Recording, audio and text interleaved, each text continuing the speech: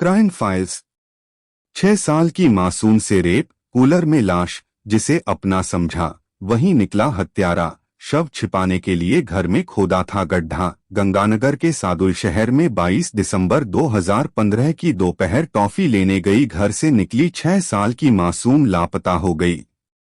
Police के साथ मां, पिता, दादा सहित पूरा मोहल्ला ढूंढने में लगा था, लेकिन बच्ची का कोई सुराग नहीं मिला। पुलिस को मोहल्ले में घूमने वाले एक बाबा की तलाश थी कि कहीं वह तो बच्ची को उठाकर नहीं ले गया। जांच के दौरान बाबा का कोई सुराग नहीं मिला और न ही बच्ची का। न परिवार की किसी से दुश्मनी थी, न ही मामले में किडनैपिंग का एंगल दिख रहा था। बच्ची को गायब हुए 24 घंटे से ज्यादा हो चुके थे। पुलिस ने तय किया अब मोहल्ले में ही बारीकी से जांच और तलाश करनी होगी। पुलिस ने तय किया कि गली के एक एक घर की तलाशी ली जाएगी। पुलिस ने गंगा के घर से ही इसकी शुरुआत की। दोपहर बाद तलाशी होने के कारण देर शाम को घर घर तलाशी अभियान रोका। अगले दिन 24 दिसंबर 2015 को फिर तलाशी लेनी शुरू की। सभी घरों की तलाशी लेते हुए पुलिस गंगा के माता पिता के दूर के रिश्तेदार दुकान मालिक युवक के घर पर पहुंची। गली के लगभग कोने पर स्थित दुकान मालिक के घर की तलाशी शुरू की गई। दुकान सहित पूरे कमरे छान मारे, लेकिन कुछ नहीं मिला। फिर पुलिस घर के पीछे के हिस्से में तलाशी के लिए पहुंची। यहां फर्श कच्चा था। गौर से देखा तो एक जगह मिट्टी कुछ उठी हुई सी लगी। पुलिस ने पूछा कि क्या यहां कोई गड्ढा था जिसे भरा है। इस पर दुकान मालिक की मां ने जवाब दिया, वहां एक बड़ा पौधा लगाना था। पौधा नहीं लगा पाए तो गड्ढे को भर दिया। पुलिस ने मिट्टी को खोदा, लेकिन कुछ नहीं मिला। इसके बाद पुलिस तलाशी लेते हुए दुकान मालिक के घर की छत पर पहुंची। यहां पुलिस को छोटी बच्ची के जूते मिले। पुलिस ने पूछा क्या घर में कोई छोटी बच्ची भी है। दुकान मालिक के परिजनों ने जवाब दिया, नहीं, हमारे यहां तो कोई छोटी बच्ची नहीं है। पुलिस को शक हुआ और पूछा, फिर ये छोटी बच्ची के जूते आपकी छत पर कैसे पहुंचे। इस बीच पुलिस ने गंगा के माता पिता को बुलवाया और जूते दिखाए। गंगा की मां फूट फूट कर रोने लगी। बोली, ये गंगा के जूते हैं, गंगा कहाँ है। पुलिस ने कहा कि अभी कुछ नहीं कह सकते, तलाशी और जांच जारी है। पुलिस ने अपने टीम के साथियों के मां पिता को दुकान मालिक के घर से बाहर ले जाने को कहा।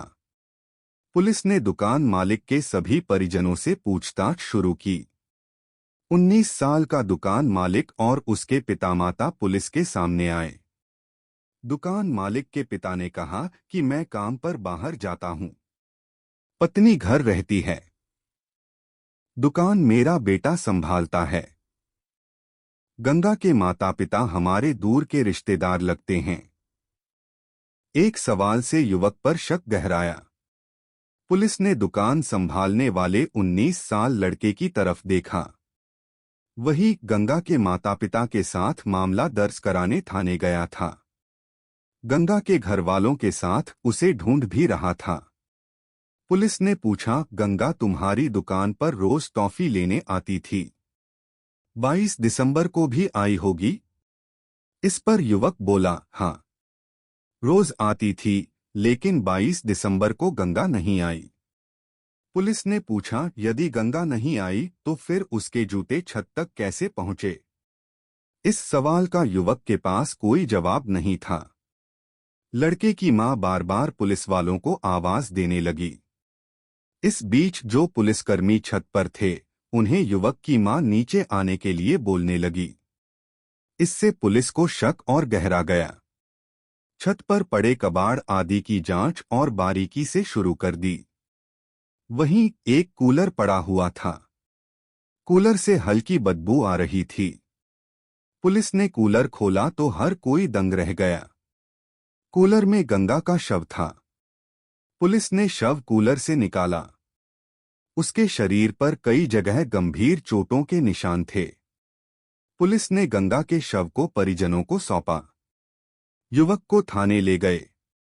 वहां उससे सख्ती से पूछताछ की। पूछताछ में युवक ने सारी कहानी ने बता दी। बच्ची की गला दबाकर हत्या। युवक ने बताया, गंगा टॉफी लेने आई थी। उसे देखकर मेरी नीयत बिगड़ गई। मैंने उसे कहा, एक बहुत अच्छी चॉकलेट लाया हूं, भीतर आएगी तो दूंगा। बच्ची भीतर आ गई। मैंने उसके साथ जबरदस्ती करने की कोशिश की। इस कारण उसे चोट लग गई और वो रोने लगी। मैं डर गया और उसका गला दबा दिया। इससे उसकी मौत हो गई। इस बीच मां को पता चल गया। पहले गड्ढा खोदा, फिर कूलर में छुपाया। मैंने बच्ची के शव को दफनाने के लिए घर के पीछे गड्ढा खोदा। मैं उसके शव को कमरे में लेने गया, तब मोहल्ले से गंगा को पुकारने की आवाजें आने लगीं। मैंने सोचा कि अभी गड्ढे में डालकर मिट्टी डालूंगा तो कोई देख लेगा। मैं डर गया और गंगा के शव को उठाकर जल्दी जल्दी छत पर ले गया और कूलर में छिप खुल गए होंगे, जिस पर मेरा ध्यान नहीं गया। मोहल्ले में इतना हल्ला हो गया कि मैंने सोचा कि जब मामला शांत हो जाएगा तब गड्ढे में दबा दूंगा। रात को भी मोहल्ले वाले गंगा को ढूंढते रहे। ऐसे में शव दफनाने का मौका नहीं मिला। जब पुलिस ने घर घर तलाशी शुरू की तो मैंने गड्ढे को वापस मिट्टी से भर दिया ताकि किसी को शक न हो। पुलिस ने पूछा, तेरे घर इतना सब हुआ, फिर तेरे माता पिता को कुछ नहीं पता चला? युवक ने कहा, पिता को कुछ नहीं पता, लेकिन मां को सब कुछ पता है। पुलिस ने इस बयान के आधार पर युवक की मां को भी गिरफ्तार कर लिया। बेटे के साथ मां को भी आरोपी बनाया। अब ये मामला गुमशुदगी के बजाय 6 साल की मासूम के रेप और मर्डर का बन गया था। पुलिस ने 24 दिसंबर 2015 को पॉक्सो एक्ट के तहत 19 वर्षीय दुकान मालिक के खिलाफ मामला दर्ज किया। गंगा के शव को छिपाने की साजिश में शामिल होने के कारण दुकान मालिक की मां को भी आरोपी बनाया गया। पुलिस ने 24 दिसंबर को गंगा के शव का पोस्टमार्टम करवाया।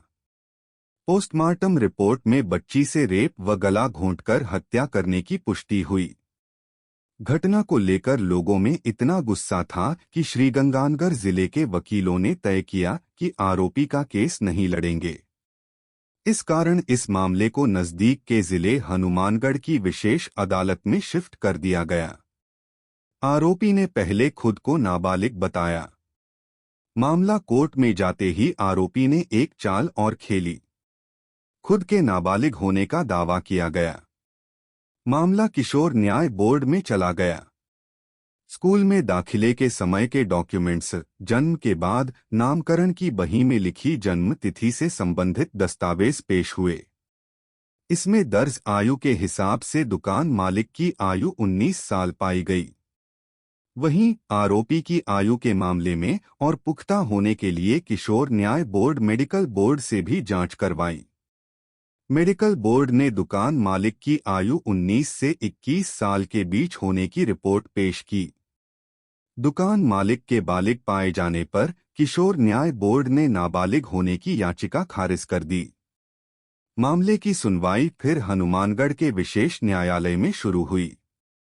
नवंबर 2019 में दोषी दुकान मालिक को उम्र कैद और उसकी मां को 5 साल के कठोर कारावास की सजा दी गई।